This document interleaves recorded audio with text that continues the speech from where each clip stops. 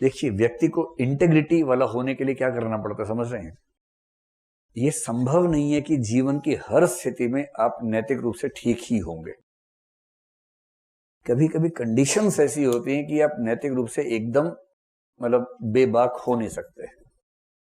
जैसे कल वाली सिचुएशन, उधर माँ उधर प्रेमिका, या इधर बाप उधर प्रेमी, मिट्टी का तेल डाल के खड़े हुए हैं, एकदम माचिस हाथ में जला के ऐसे खड़े हुए हैं, और ऐसे में चुनना एक को ही है, गोल मटोल बात करनी नहीं है।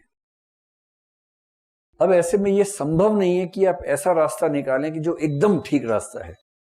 कुछ ना कुछ नुकसान तो होके रहेगा, और जब जब जीवन में ऐसा मामला फंसे तब तब सही निर्णय कैसे होगा। भाई साहब जो पूछे सही निर्णय कैसे करना है, यहां गौर करो इस बात। सही निर्णय कैसे होगा, वो इस हिरार्की से होता है। आपके मन में स्पष्ट होना चाहिए कि अगर दो मूल्यों में टकराहट हो गई तो इनमें से कौन सा ऊंचे स्तर का है, कौन सा नीचे स्तर का है। और किसी भी ऐसे क्लैश में ऊपर के स्तर के मूल्य को चुनेंगे, नीचे के स्तर के मूल्य को छोड़ देंगे। जब तक क्लैश नहीं है दोनों को लेकर चलेंगे। लेकिन अगर कभी टकराहट हो ही जाए तो उस टकराहट की अवस्था में आप कौन से मूल्य के लिए कौन से मूल्य को लात मार सकते हैं, वहां प्रश्न यही होगा।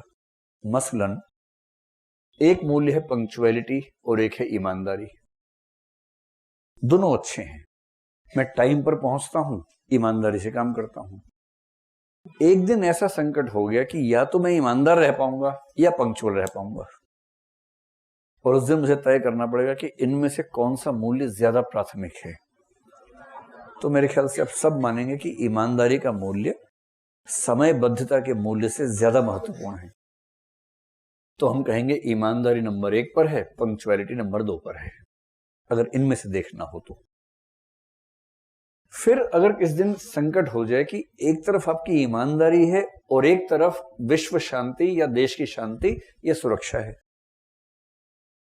मुझे विश्व की शांति या देश की शांति या समाज की शांति को बनाए रखने के लिए बेईमान होना पड़ेगा। और यदि मैं ईमानदार रहा तो समाज की शांति छिन्न भिन्न हो जाएगी। तो सामाजिक शांति और व्यक्तिगत ईमानदारी, अगर इनमें टकराहट हो ही जाए तो कौन सा मूल्य बड़ा है? समाज की शांति है। तो ये मूल्य हो गया नंबर 1, ये हो गया नंबर 2, ये हो गया नंबर 3। और इसका मतलब मूल्य न केवल बहुत सारे हैं बल्कि मूल्यों के बीच में एक अधिक्रम चलता है। ये अधिक्रम सबके लिए समान नहीं होता, थोड़ा बहुत अलग अलग हो सकता है सबके दिमाग में, लेकिन मूल्यों में एक हिरार्की बनी रहती है। उसी हिरार्की के बेस पर हम जीवन की कठिन परिस्थितियों में फैसले करते हैं कि यहां हमें क्या चुनना चाहिए। समझ में आ गया? लास्ट अटेम्प्ट है आईएएस का। मेंस इतना खतरनाक हुआ है कि नोबेल पुरस्कार साथ में मिलने की उम्मीद है आपको, रिजल्ट के अलावा एक्स्ट्रा में। इतना अच्छा लिख के आए हैं। इंटरव्यू देने जा रहे हैं, तैयारी ऐसी है कि इंटरव्यू दे के नहीं लेके आने वाले हैं आप, इतनी शानदार तैयारी है। और जाते हुए अचानक घर के किसी मेंबर को उसकी तबीयत ऐसी बिगड़ी कि अगर उसे तुरंत लेके नहीं गए हॉस्पिटल तो बचेगा नहीं। और घर में उस समय आप अकेले व्यक्ति हैं जो लेके जा सकते हैं। यूपीएससी किसी भी स्थिति में आपको फिर से इंटरव्यू का मौका देगी नहीं।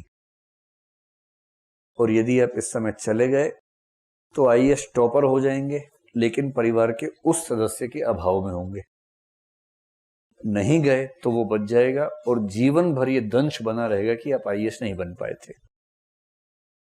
भाई फैसले तो इसी स्थिति में होते हैं ना। ये थोड़ा ना कि पानी पीऊं कि चाय पीऊं, ये कोई फैसला है? फैसला तो यही होता है ना। बाकी तो गोलू फैसले हैं, वो तो होते रहते हैं, उसमें क्या है।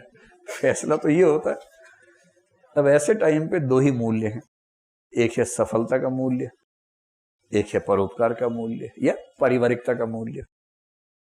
अगर पारिवारिकता का मूल्य हावी है तो आप इंटरव्यू को लात मार देंगे। अगर सफलता का मूल्य हावी है तो आप काउंट करेंगे इसकी उम्र तो वैसे भी 65 साल हो ही गई है, बहुत हुआ 5 साल और, छोड़ो चलते हैं। डिपेंड करता है कि आपके ऊपर कौन सा मूल्य हावी है। और 2 अलग अलग व्यक्ति हो सकता है कि इस सिचुएशन में अलग अलग फैसला करें, क्योंकि उनके दिमाग में जो हिरार्की है वो अलग अलग है। पूरी कहानी स्पष्ट हो रही है अच्छे तरीके से। ये सब है मूल्यों की विशेषताएं।